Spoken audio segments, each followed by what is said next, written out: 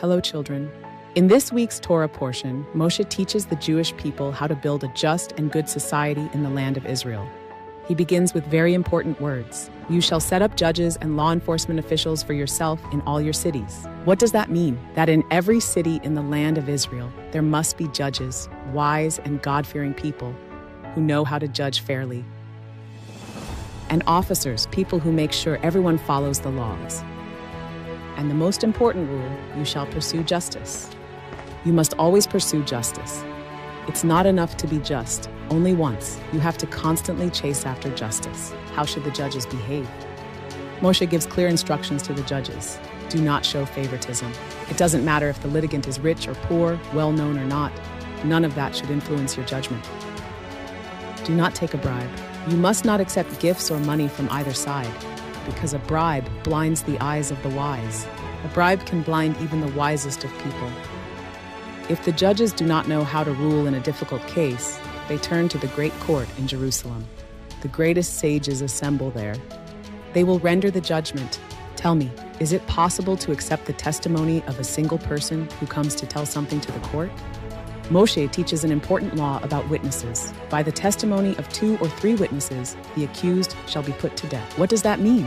It is forbidden to execute someone based only on the testimony of a single witness. At least 2 witnesses who saw the crime are required. The witnesses must be trustworthy people who do not lie. And what happens if a witness lies? The Torah says, you shall do to him as he intended to do to his fellow. What he wanted done to his friend will be done to him. Moshe continues and teaches the Jewish people about a special commandment, the cities of refuge. What are the cities of refuge? If someone kills a person accidentally, not on purpose, he can flee to one of the 6 cities of refuge. For example, if someone is chopping down a tree in the forest and the axe slips from his hand and hits someone else, that's considered accidental killing. The roads to the cities of refuge must be wide and well paved. At every crossroads, there will be a sign saying refuge, so that the person who killed accidentally can reach it quickly. He stays in the city of refuge until the high priest dies, and then he can return home safely. Now Moshe teaches the nation laws about war. This is important because they are about to conquer the land of Israel. Before the battle, the priest stands before the army and says, do not be afraid and do not panic. Hashem, your God, is going with you to fight for you against your enemies. The Torah also specifies who is exempt from the army. Someone who has built a new house and has not yet dedicated it. Someone who has planted a vineyard and has not yet eaten its fruit. Someone who is engaged to a woman but has not yet married her. Someone who is afraid and faint-hearted, because fear is contagious. Even in war, there's rules. Don't destroy fruit trees. It's forbidden to cut down fruit trees during a siege. Only trees that do not bear fruit may be cut down for the needs of war. Moshe knows that in the future, the Jewish people will want a king to rule over them. So he specifies the laws for the king. The king must be Jewish. He mustn't accumulate many horses. He must not rely solely on military power. He must not have many wives, so that they do not turn his heart toward idolatry. He must not amass excessive silver and gold, so that he does not become arrogant. And most importantly, the king must write a Torah scroll for himself and read from it every day.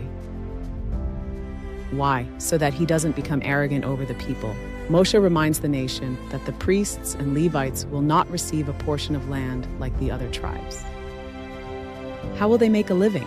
From the sacrifices that the people bring, from tithes, from the first shearing, the first wool when the sheep are shorn, from the foreleg, the jaws, and the maw, special portions from every animal that is slaughtered. Why is that? Because the priests and Levites serve in the Beit HaMikdash, the temple, and teach Torah to the people. Moshe also warns against acts of sorcery and fortune-telling. It is forbidden to be an omen reader by clouds or by snakes, to perform sorcery, to tie amulets, to speak with the dead, to predict the future, or to try to communicate with the deceased. Why is all this forbidden? Because this is an abomination before God. Instead of all this, God will give you true prophets who will speak to you in his name. At the end of the portion, there is a special law. If someone is found dead in the field and no one knows who killed him, what is done? They measure the nearest city from that location. The elders of that city take a calf that has never worked, break its neck in a valley, and declare, "Our hands did not shed this blood."